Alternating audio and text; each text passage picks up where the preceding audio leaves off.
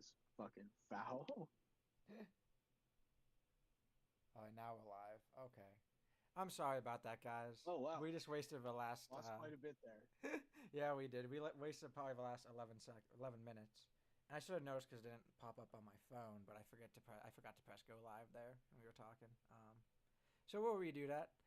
Sorry about the delay, and sorry for Oh, making everyone wait. I was wondering why we had no views either. Um, well, welcome to a Thursday night on Northeast Ohio Sports Show for the Lee Doodle Show channel. I'm Liam, and I'm with Hunter. He'll be joining us for the first time. yes, sir. Yeah, once again, sorry about I that did delay, do guys. did do an entire introduction that is now gone with the wind, but we're gonna keep it rolling here. Yep, and we get to practice, so I guess that's a little bit nice there. Sorry for wasting you guys' time for a What a little bit. practice it was. Yeah, please drop a like and a sub. This was actually the first time we got a delay like this. We had one like 2 streams ago with my mic, but I'm happy to get that fixed. And thanks. My dad texted me because he also put it in the chat, and I saw it. I was like, huh. It was interesting to me that we weren't live, but he was able to do that. But that's kind of how it works in like a pre-show. So first topic, we'll go through these a little bit quicker. Was the F1 Australia Grand Prix results. And Hunter's gonna have to hear this again, but Yeah, okay. whatever.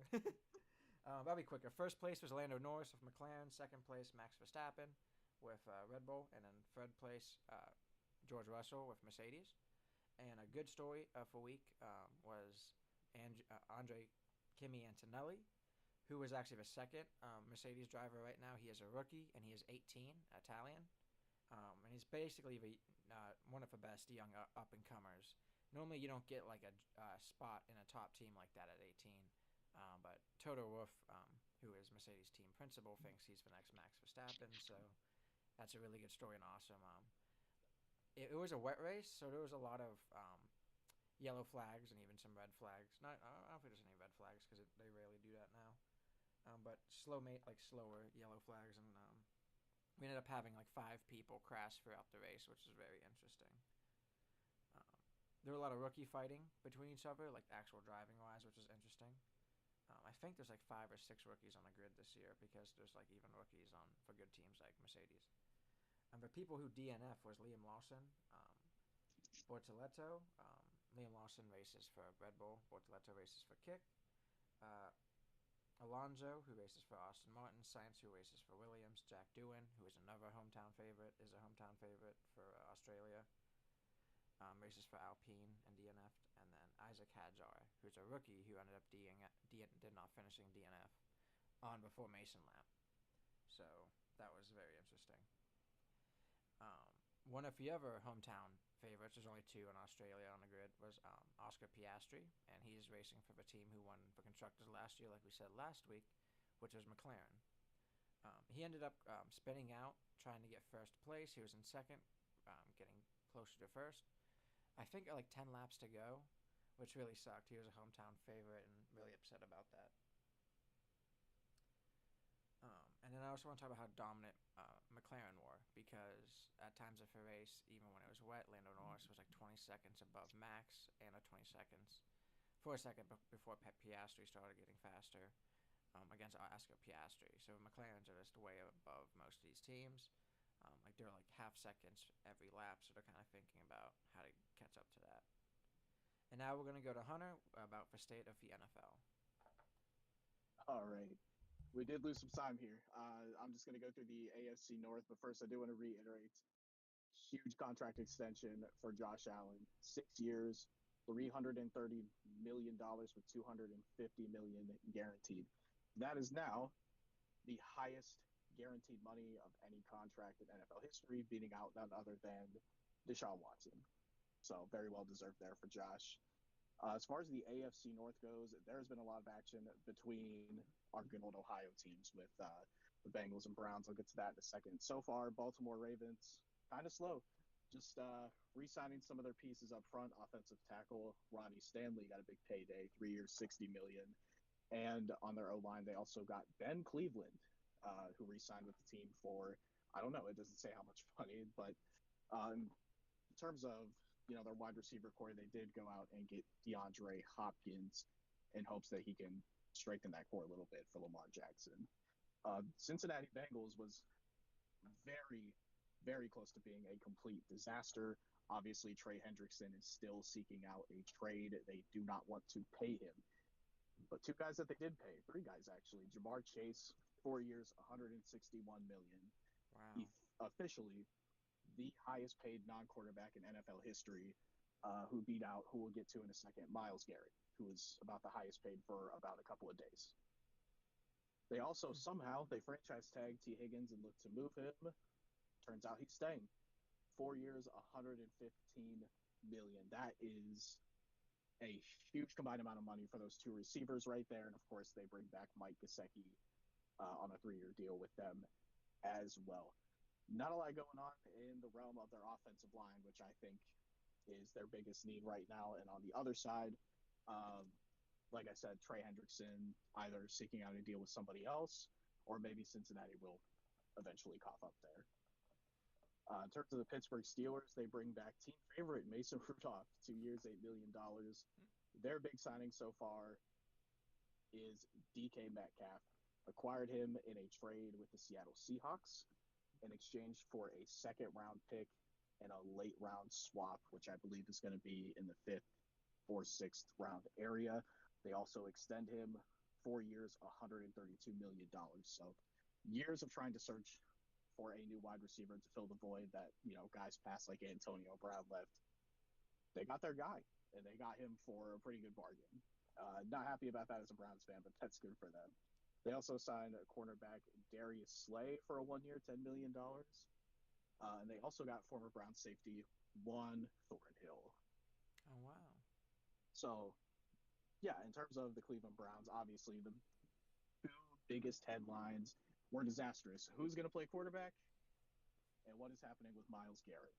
Thankfully, we kind of missed the portion of the Myles Garrett saga, but he wanted to leave. We told him no. He said he wanted to leave again. We told him, here's $40 million a year. Myles Garrett, 4-year extension, $123 million guaranteed. That is a $40 million per year salary there. It ties him into Cleveland until at least 2030. So I don't know what was happening behind the scenes there, but I guess they just reiterated what their plan was in terms of a quarterback, which was his, biggest concern there. And we keep our biggest franchise cornerstone there. So very happy about that. Yeah, same. Other We needed moves, to keep Myles there. Yeah, losing him would have done a lot more damage than just the production on the defensive side. In terms of getting a quarterback, we got a Super Bowl winning quarterback on the roster. Kenny Pickett acquired in a trade with the Philadelphia Eagles, and we sent them Dorian Thompson-Robinson. We also gave up a 5th round pick to acquire him too.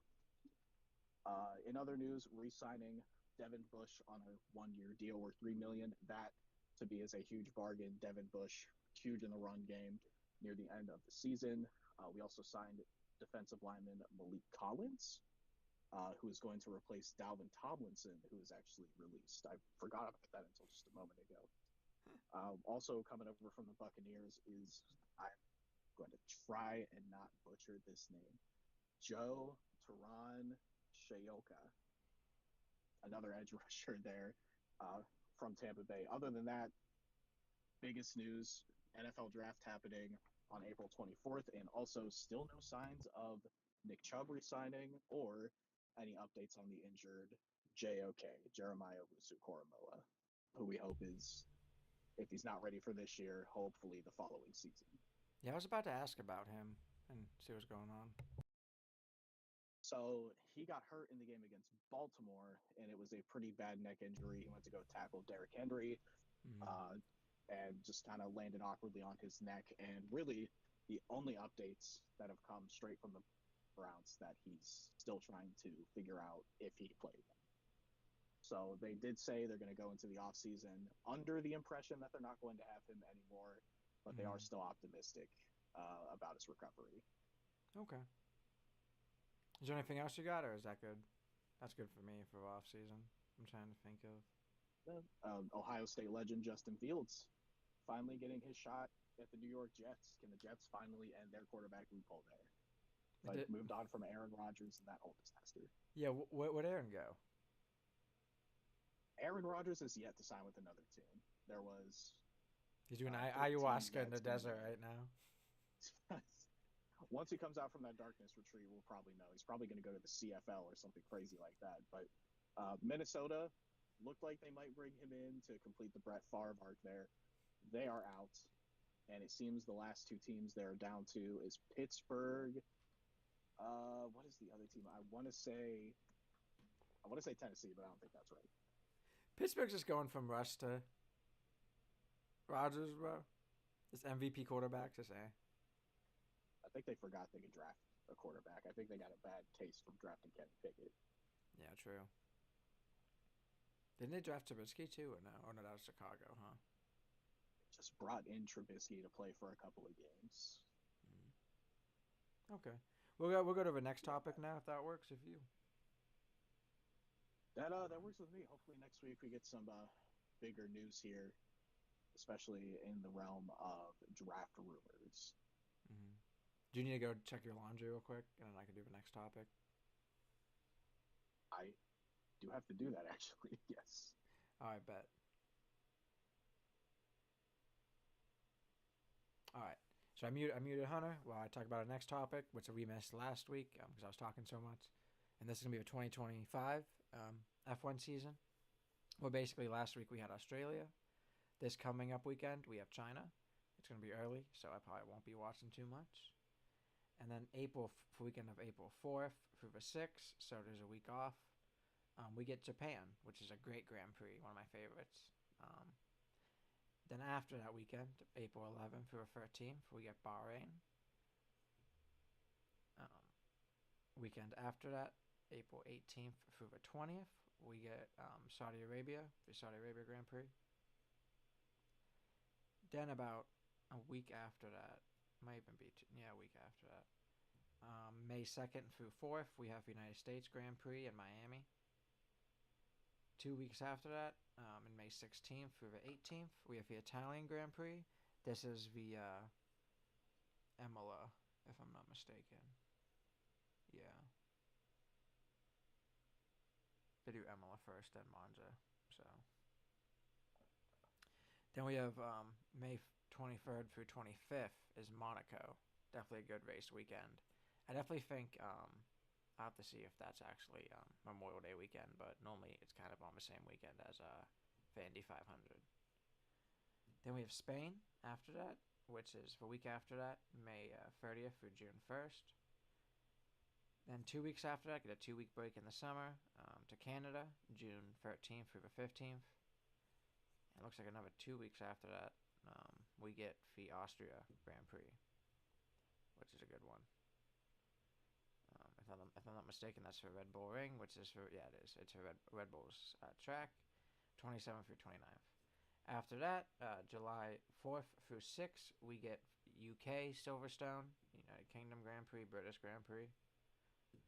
Looks like then we get the big summer break, because after that, it's like 3 weeks. Then we have July 25th through 27th. Then we get the Belgium Grand Prix at Spa, which is always a great one, just like Silverstone. Get some good races in the middle of the year. August 1st through 3rd, we get Hungary. And then we get another break from basically August 3rd through the 29th. The next race is August 29th through the 31st in the Netherlands, which is the Dutch Grand Prix. Heineken sponsors that bad boy. Week after that, September 5th through 7th, we have the Monza Grand Prix, if I'm not mistaken. That looks like Monza for first right-hand turn. 2 weeks after that, then we get Azerbaijan, which is September 19th through 21st. Monza is another good race, same with the Netherlands. Singapore's after that, October 3rd through 5th. Good race, kind of futuristic, all the colors with the city. October 17th through 19th is when we get the United States Grand Prix in Texas. So this is the one that's at Circuit of the Americas. It's the only American actual track they race on. All the other ones like Miami and Vegas, which will be later on in November. We'll be talking about that, or street circuits, and this is an actual track. NASCAR races there. They call it COTA, Circuit of the Americas. Weekend after that, 24th through 26th, we get the Mexico Grand Prix in Mexico City, one of my favorites, just because of it being a really good city track and all the fans. November 7th through the 9th, we get Brazil, which is a great one. After that, which will be November 20th through 22nd, to get about 2 weeks off. Then we get the Vegas Grand Prix, also sponsored by Heineken. Silver, same with the other one. The week after that, which is actually crazy, they're going to be in the United States. The week after that, they're going to be in Qatar for the Qatar Grand Prix, which is November 28th through the 30th. Then they always finish in Abu Dhabi. Oh, Hunter said he's back, so I'm going to sort of mute him. And I'm almost done, so that's perfect. So the last race of the year is Abu Dhabi, like we were talking about with Lewis Hamilton and Max back in the day in 2021. That will be December 5th through the 7th. So typical race this year, they kind of brought China in some of these other circuits, and they're going to be bringing some out. Like they're going to be bringing Madrid in a couple years, which will be really fun, replacing a regular Spanish Grand Prix in Barcelona. They'll be placing a regular track with a city circuit. And then now, what do we have actually after this? I don't be mistaken. So now we have a Brown season recap with Hunter. We went 3-14.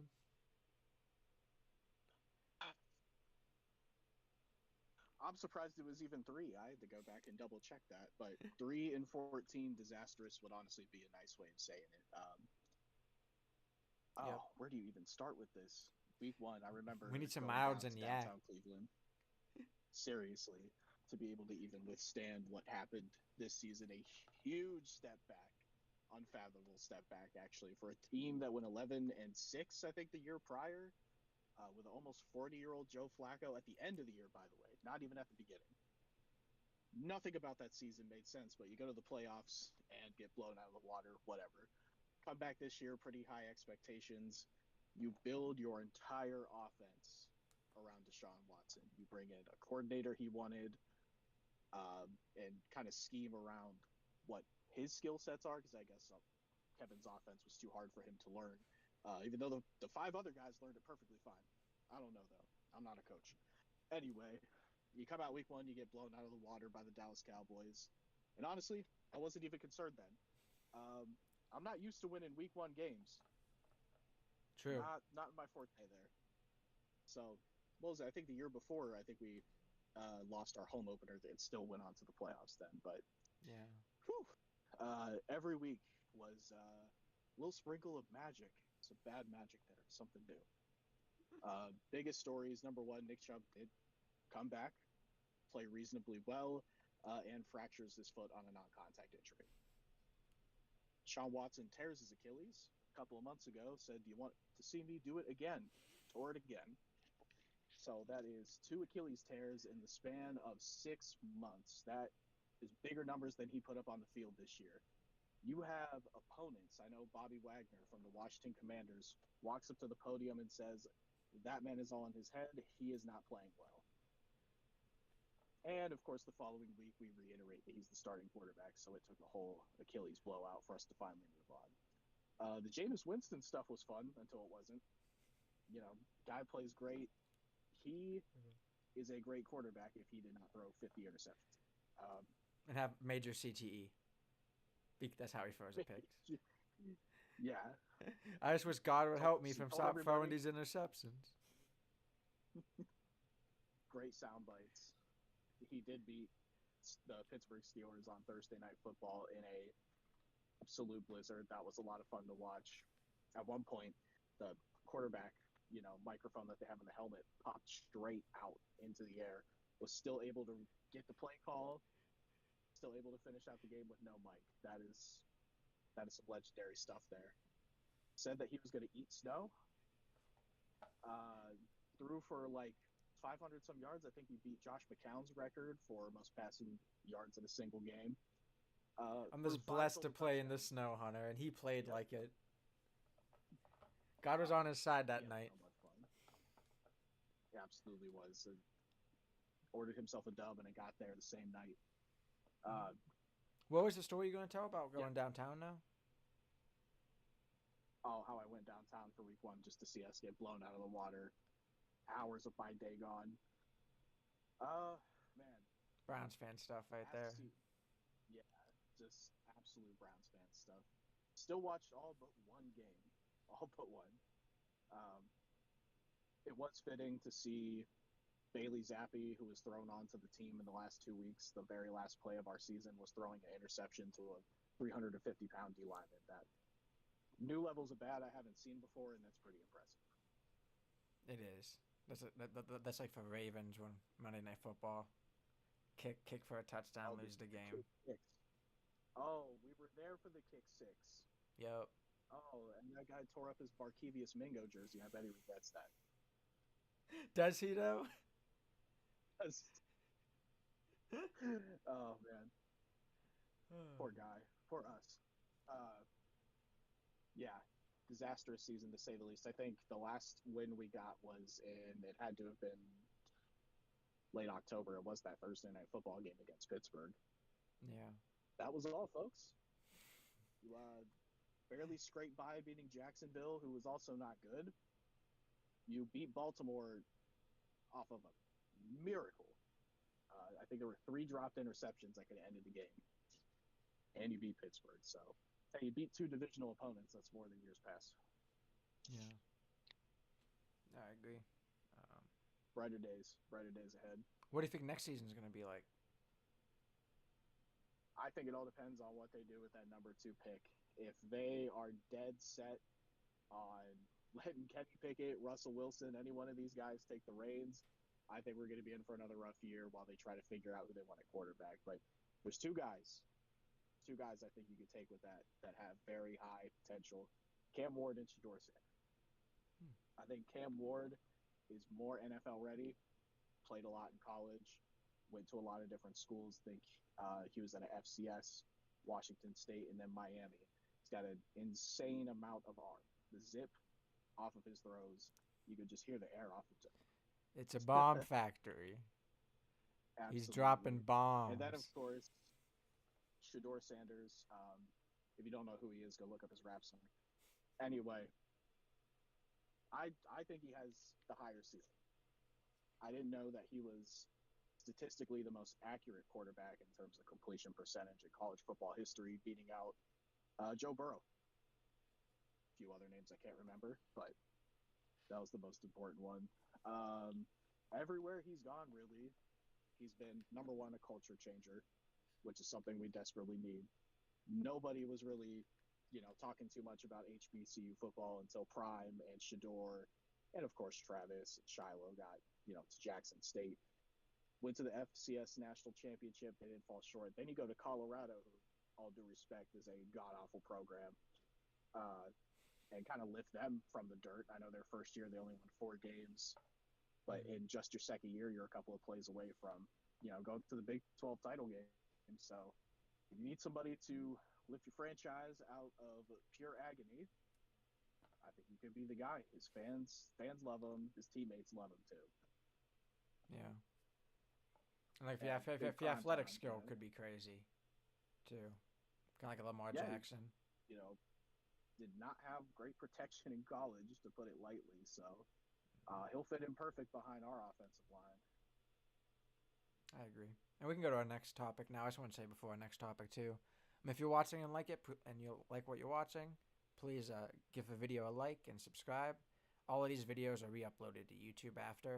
If the only time they're not is if there's like a weird YouTube glitch, or sometimes I do like to edit some parts out if we say something dumb or that we don't mean to. We'll edit that out. So I'll just be honest about that. So please drop a like and sub.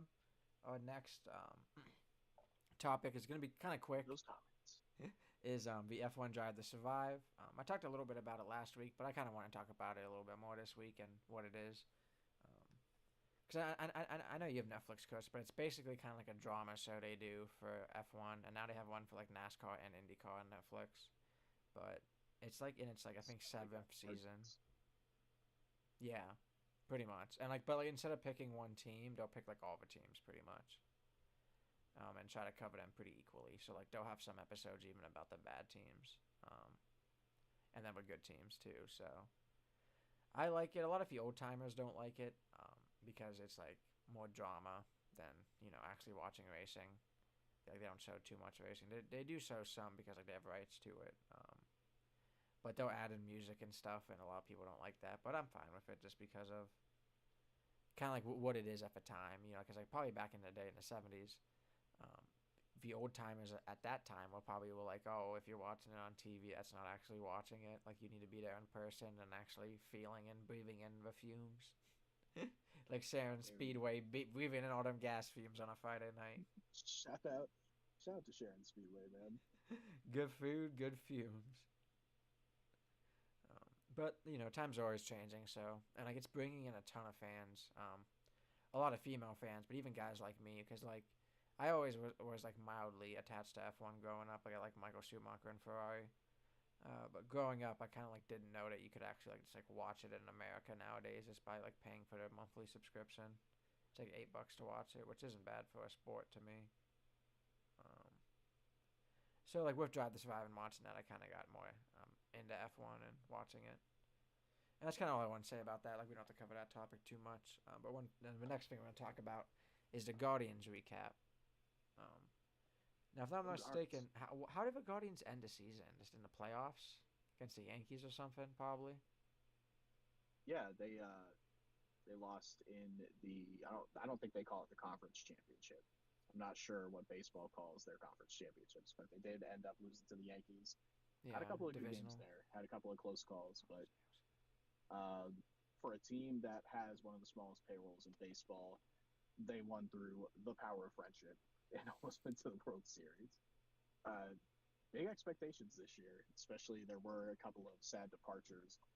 I believe Andre Zimenez left the team as well as Josh Naylor. Mm. Naylor's a tough one, yeah. Yeah, kept Bo Naylor. Yep. And we kept Caller Santana. We got Caller Santana, right? Did we have him last year? I forget. Oh, for like the fourth or fifth time, I think we brought back Carlos Santana. Gonna hit dingers at 45. Yeah, I just saw like of course. some like what do you call it? Kind of like pre rotations, like what they think our rotation is gonna be for the season, and it's looking pretty trash. But I think we're still waiting on Yeah, Bieber to get healthy. yeah, those Tommy John surgeries are not easy to come back from. So hopefully he can sort of stabilize that. We have a decent bullpen, but one that tends to blow a lot of games. Yeah. I mean, that's kind of always for Guardians. I feel like since we have really good coaching, we kind of get the most out of our guys. But like obviously pay wise, we don't have the best guys. Same for hitting, Oh but no, obviously our bullpen's been better than our hitters past couple years. I need me a $7 cold hams and a hot dog sitting in the outfield right now. Dollar dog night, about 80 dogs in my mouth. Is there anything else we should cover? Because I think they went 92 and 69. We have here nice. Um, so I We mean, take advantage of the division we're in. yeah, we do. 'Cause, I mean, even the Tigers are coming back, and we had to play the Tigers in the playoffs. I remember, right? That Yeah, was I for think that was the division first round. before it, yeah. It's Tigers. Or I think that's for wild card, yeah. Because we've skirted by. Nothing like playoff baseball, especially in Cleveland where it's probably going to rain. Yeah. Then we're gonna go into our next topic and try to gun some of these out by the end. I covered most of this last year, last week. The state of the Penguins being trash, like so trash that like you wouldn't even throw them in the trash. They're like septic. You gotta have someone come get it. Maybe even hazardous. You gotta send it out of state to one of them special places. I won't lie, because they fucking suck. They're 28 and 32. I don't even care about the 10 ties. Like that's gonna help out maybe later on if they can get some wins together. But they're still having the same issues, and they brought back Jari, so he's gonna get crapped on like we talked about last week.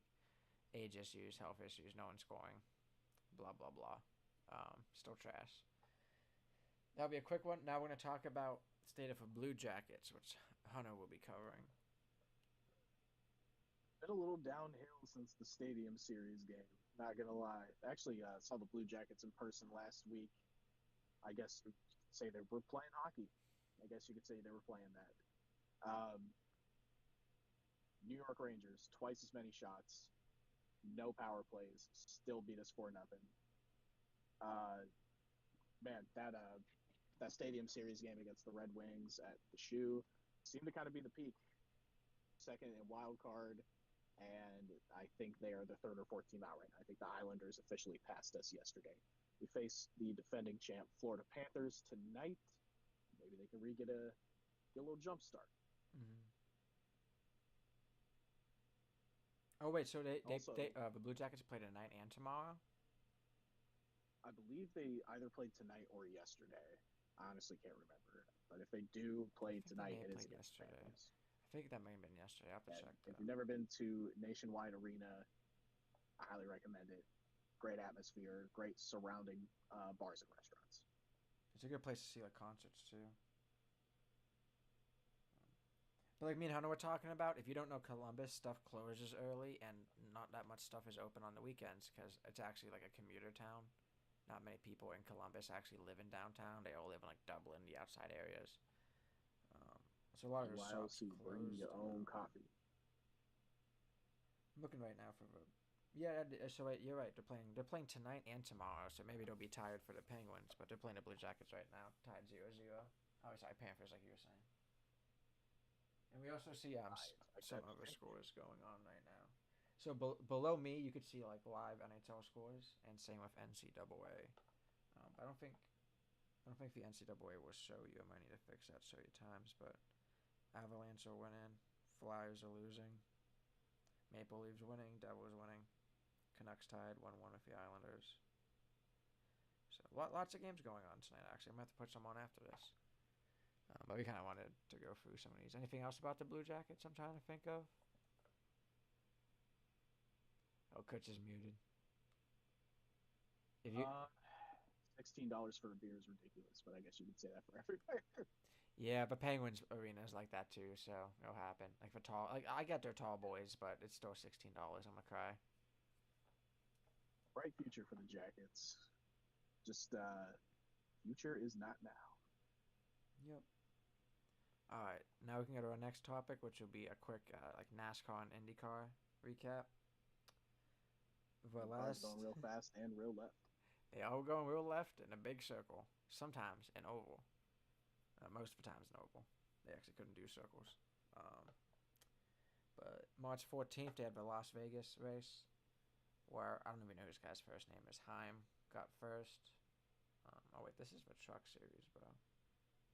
Think I care about the truck series? Alright, so we got Barry getting first, Suarez, William Byron fourth, Priest third. I don't really know half of these guys. But that was the last NASCAR race, which was in Vegas too. A lot of times, like, all these races are together. The next race is March 23rd. It's at Homestead, Miami, which is a good one, kind of like F1. They do have a lot of races there. Where in IndyCar, the last race they had was, like we said before, because it's been a while, like last week, for St. Petersburg Grand Prix, Firestone. That was March 2nd. The next race is March 23rd, the Thermal Club IndyCar Grand Prix.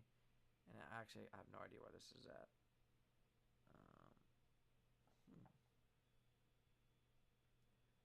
I would have to look.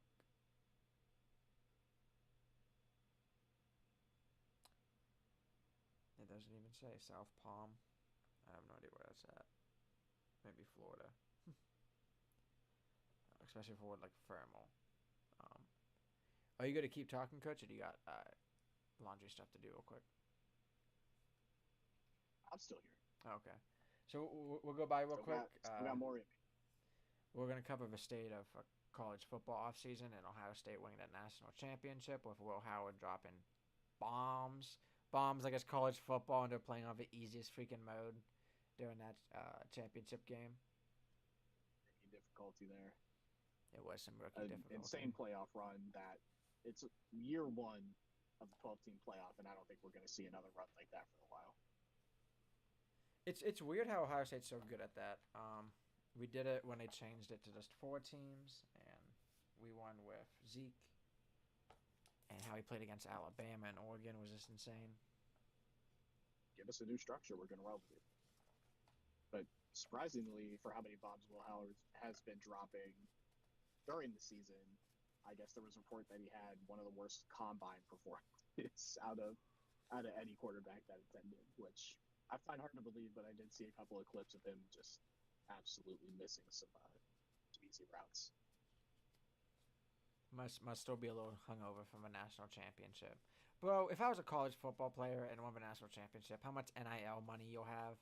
Like, why even care anymore after that? I would actually retire at this day and age with how much money they make in college. And, like, yeah, you could make hundreds of millions, not 100, like 40 million guaranteed a year. So you could actually end up making hundreds of millions if you were in the NFL, but then you get that CTE. You can always go back to Ohio State, go to Midway, get anything you want. Go for your super senior or whatever. Like, actually don't I don't want to join the draft. But like, how is our off season looking? Because I know we always like had some young talent for the past like 3 or 2 years of a lot of like 5-star wide receivers. So it definitely Two big should be looking names to good. watch for. Obviously, Jeremiah Smith, who is a NFL wide receiver in the body of a 20-year-old. Um, Forgot about him.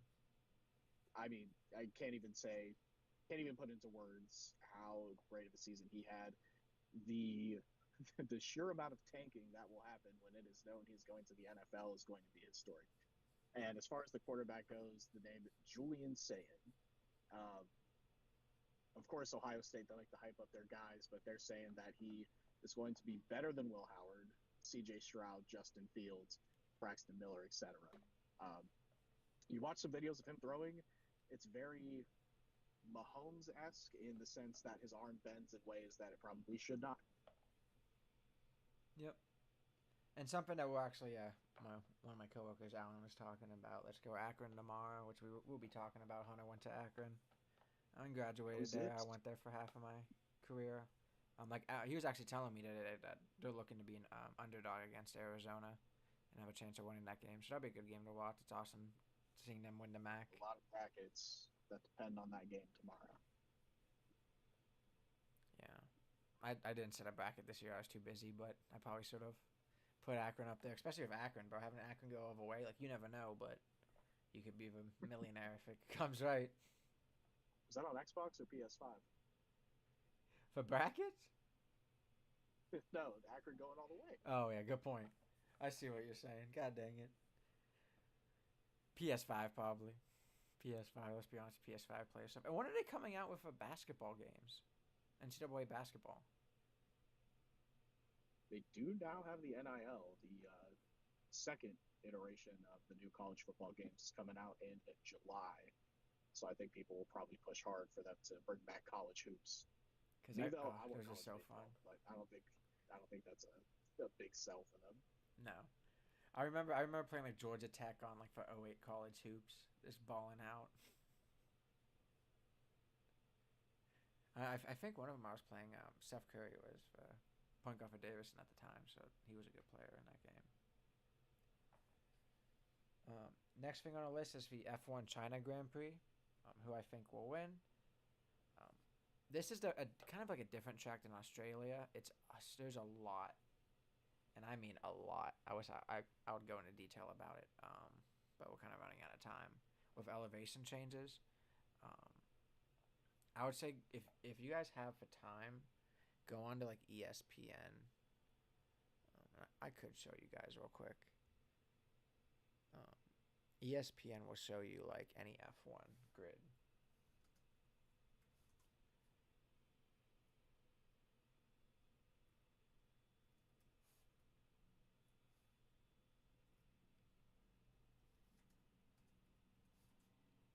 My keyboard died there for a second.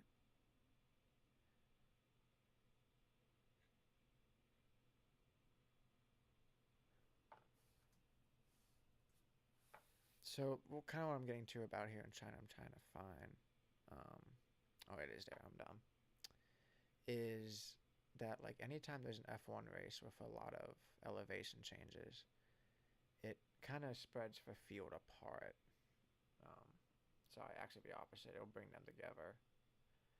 But then it kind of like spreads for good teams in the front, and the bad teams will be in the back. I wonder why can't I close this? Um,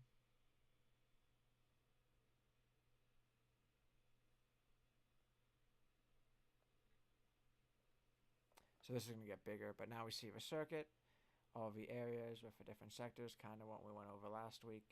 But China has this really big hill at the start, and then it's still kind of a little hilly throughout the race, which is fun. Makes it harder to go through and race. They race clockwise. Built in 2004, but they have two DRS zones, so that's interesting. Good for overtaking, especially some of these turns. You ever think we'll get a Northeast Ohio F1 race? They can dodge all these potholes. That'd be nice. Cleveland, kind of like NASCAR had Chicago. I mean, they used to have like IndyCar races back in the day. But how many? So there's only 16 turns, which actually isn't too many for a track. But some of these turns are like very oblong shape, like the first one. So like this first turn's up the hill, and then you're going down the hill after this little bend. So it's just kind of like crazy on your car. You could spin out very easily. It's the Shanghai International Circuit. But I think Lando Norris will win because McLaren's just dominating right now. And I think it will be easier for Oscar this week. He won't crash out. It probably won't be raining and actually crash out. Because when that dude who had his home race spun out, they said that he took like 10 seconds to respond to his team after that. Like he was probably just thinking about leaving. Gotta be scary. His hands are gripping like Arthur. But then after Oscar Pastrami, I'll probably go with George Russell. From Mercedes are better in certain environments, which I think China will help out with a little bit cooler. But I also think Max will be off this week, like not really have a good race. Now we're gonna go on to the Cavs because I kind of want to be done here by 9:30. Right now, and I need to check this, but this was last night. They were 55-10. I think they have gone on a little 3-game skid. So they're 55-13. Yeah, heading into the playoffs, I mean, it's not a matter of if or when we are going to get that number 1 seed. And really now with the play-in tournament, you don't know who you'll face at being a top seed like that. I don't know who's kind of at the bottom there who's going to be playing in the play-in tournament. Yeah. But the expectation has to be finals or bust with how the season's unfolded. I agree. And we're 56-13. Yeah, we lost 3 in a row. 1-1 probably before that. Because I thought we would have won that Sacramento game yesterday, and we could be like resting guys before the playoffs and stuff. Yeah. But definitely a great season. I mean, they could lose the rest of them, and I'll be happy because there's 80 games, so it'll be 55-25 or whatever. Like that's still over 500 by a lot. They clinched a playoff spot a while ago too, like extremely early in a very long season. Yeah. I wonder where did. And then the next topic we have, because like we can go to the Cavs a little bit more. I do think like Donovan Mitchell will kind of like go off in the playoffs for us. I think there's a high chance he can do something like that. Now, if he would do, it would be interesting. Team stayed relatively healthy throughout the year. They were missing a piece. You got to get DeAndre Hunter. He was that missing piece. And just Evan Mobley, the way that everybody has developed as a team, rather than breaking this team apart, which almost happened a couple of times throughout the last couple of off seasons. This team's got insane chemistry, and it's fun basketball to watch. They are very fast. They are very aggressive. 2 things that they were missing in the past when they got knocked out the year prior by Boston, and then the year before that by New York. Don't think that'll be a problem this time, but I think Cleveland, Boston, one of those 2 teams are going to meet, the Western Conference winner at the finals. Yep. Yeah, I agree with that. Be a good one. Especially playing Boston in a conference would be good. We played them before, or probably because of how seeds will work out. We'll play them in the finals. Yeah, I think the way the seeding works with the play-in tournament, if we were to make it to the Eastern Conference Finals, it would be them. Cool. That'd be fun. I like that because we played them in the playoffs last year, if I'm not mistaken. Oh yeah, they handled us pretty well there. Hopefully, different times this year. Yeah, I agree. And the last topic, because we already talked about Zips in Arizona tomorrow. Hopefully, Akron could win that one.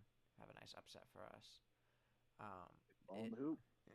And Hunter hasn't watched it yet. I watched a little bit of it. Skip and Stephen A. did this episode together on YouTube on Skip Bayless's YouTube channel since he's not affiliated with like any sports network right now. And I kind of need to watch a lot of it. They talked about LeBron being a GOAT because that was a meme hunter that people were like, dang, people got Stephen A. so messed up. He's getting back with Skip to bully LeBron. Gonna go an entire YouTube show just to do that with him, just like old times. And like they were talking about like the first time they met, just like a lot of that like old timer stuff about the old days and how they changed the game, aka ruined the game. But we don't talk about that. No. Stephen A. is racking up a long list of co-hosts between Skip, Max Kellerman, and now Shannon Sharp. Yeah.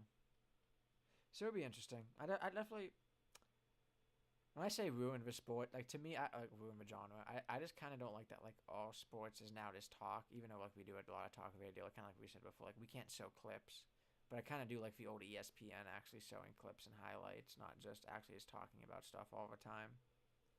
You can be a lot more informed on every sport just based off of those clips and that information. And now it's kind of become they are paying out a lot of money at ESPN for just two guys, Pat McAfee and Stephen A. Smith, and probably Shannon Sharp too. So they, Around the Horn, which is a show for almost I think 30 years, maybe 35. Now that's officially gone. One of the last original ESPN shows that they conducted. And like you could have half and half, but it's probably all because of money too. Like we were talking about, like they just don't want to pay like 20 grand a clip, and then they just rather have people talking. Like people like personalities, but like these shows are only an hour once a week. Like I feel like people could watch that. Like to let's say I'm gonna watch a 38-minute clip of Stephen A. It's gonna be him talking. When like if I had the time, I could do a 30-minute to an hour of like all sports clips. Like my one boss was telling me like in other countries that's how they do it. Well, like on like a TV channel, like back in the 90s, they would just have like every Saturday they would show like an hour of American sports clips. I think younger generations rather watch Pat McAfee scream for an hour than watch highlights of hockey or any other sports. But we see with TikTok and how like some of these videos are online. Like they kind of take the ADHD from the kids and they know what like they'll have a main video and then like Subway Surfer in the background. like we see videos of teachers teaching that way. So like you could talk and then have clips at the same time too. We need sports clips next to an awful iOS game that was probably made in 5 minutes or Temple Run. That's why I love like Anchorman 2. It reminds me a lot of this show when they were talking about for news, kind of like not caring about the actual news and going on to stuff that's more about like entertainment and what people want to see. And they're like, throw up graphics. We don't care. Throw up a ton of graphics, like how news channels used to be. Throw up those graphics, yeah. Like below me, we just got graphics. We don't care. Just today or yesterday, there was I don't know, some billionaire in Texas that is putting a bid in to bring an NHL team to Houston if they were to expand. That'd be awesome. That'd be really considering cool. How Tampa Bay and Florida, the past couple of champions, are all coming from the South. Got to capitalize on that big money. Yep. And I think that's it for us tonight, guys. I really appreciate you tuning in and watching the show with us. If you like the show, please drop a like and sub, comment, talk about what you like, anything you think interesting is going to go on in sports this week. This is one of our laid-back shows, like I was saying last week, of like the music show and healthy life, and news is more serious. A lot of these are laid back and good times. I'm happy you were able to join us, Coach, for your first night. Oh, thank you for having me. Stay hydrated, stay warm, get some good sleep. Yep. Have a great night, Ohio. I'll see you guys. Dude, great night.